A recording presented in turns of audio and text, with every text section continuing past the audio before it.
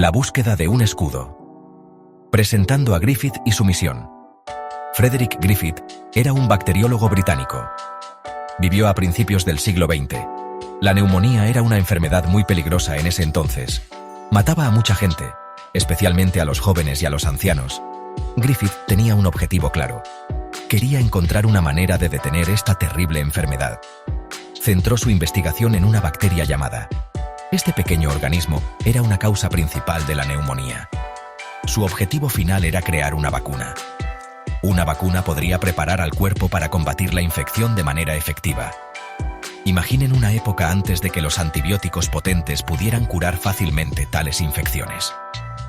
Esa era la realidad que Griffith enfrentaba todos los días. Esta falta de tratamientos efectivos impulsó su urgente investigación. Su laboratorio se convirtió en un centro de estudio cuidadoso y experimentos precisos. Estaba profundamente involucrado en examinar las diferentes formas de esta bacteria. Necesitaba entender exactamente cómo causaba la enfermedad en primer lugar. Este entendimiento vital era el primer paso esencial. Solo entonces podría esperar desarrollar una vacuna protectora. Sabía que muchas vidas dependían de su trabajo. Griffith no solo mezclaba químicos al azar. Era un científico dedicado. Usaba métodos sistemáticos en sus investigaciones. Prestó mucha atención a las características variables del. Observó que no todos los tipos de esta bacteria eran igualmente dañinos. Algunas cepas eran increíblemente mortales. Otras eran casi inofensivas. Esta diferencia era un rompecabezas crítico que necesitaba resolver. Resolver este misterio era absolutamente esencial para el desarrollo de su vacuna. Creía firmemente que una vacuna segura y efectiva era alcanzable. Su importante investigación tuvo lugar durante los años 1920. Esta era fue un punto de inflexión para el campo de la microbiología. Los científicos estaban logrando avances increíbles. Estaban comenzando a descubrir los muchos secretos del mundo microscópico. El trabajo de Griffith se construyó sobre esta ola de nuevos conocimientos. Se inspiró en los gigantes que lo precedieron, como Pasteur y Koch. Sin embargo, también estaba al borde de un descubrimiento. Este descubrimiento sería completamente inesperado.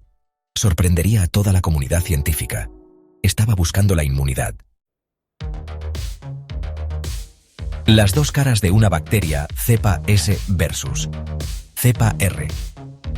Griffith trabajó principalmente con dos tipos distintos, o cepas D. Les dio nombres basados en su apariencia. Así es como se veían cuando las cultivaba en placas de cultivo en su laboratorio. Una cepa se llamaba la cepa S. La S en su nombre significaba lisa.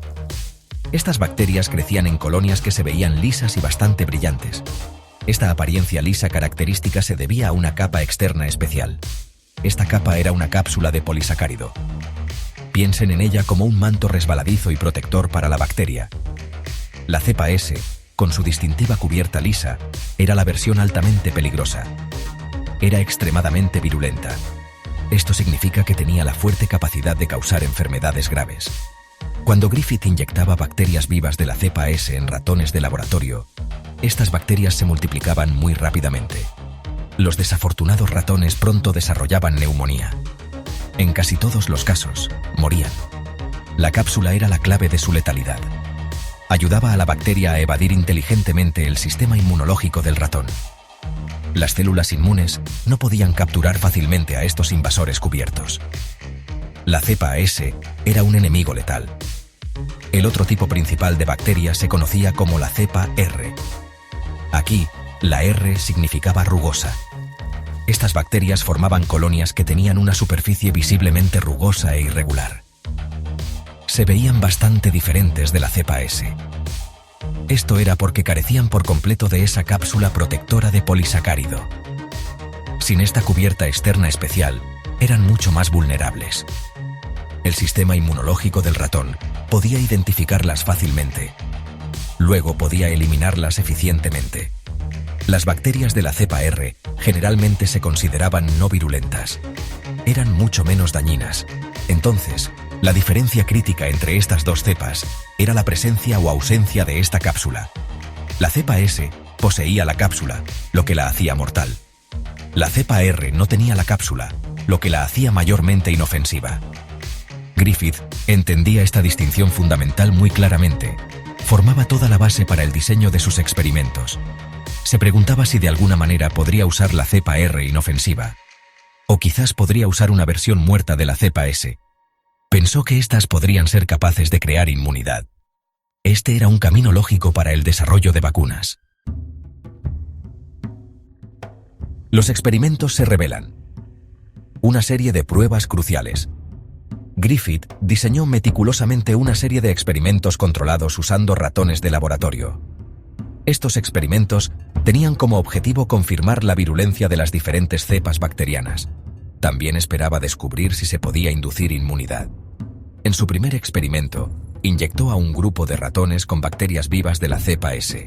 Como esperaba completamente, estos ratones desarrollaron rápidamente neumonía grave. Trágicamente, cada uno de los ratones de este grupo murió. Este resultado confirmó claramente que la cepa S era realmente letal. Estableció una base para su estudio. Luego Griffith tomó otro grupo de ratones. Inyectó a estos ratones con bacterias vivas de la cepa R. Recuerden, la cepa R era el tipo que carecía de la cápsula protectora. Estos ratones, en su mayor parte, no mostraron signos de enfermedad. Permanecieron sanos y activos. Sus sistemas inmunológicos combatieron eficazmente las bacterias de la cepa R. Este resultado también coincidió perfectamente con sus expectativas. Demostró que la cepa R, actuando sola, no representaba una amenaza mortal para los ratones. Este fue otro control importante. Entonces, Griffith procedió a un tercer montaje experimental.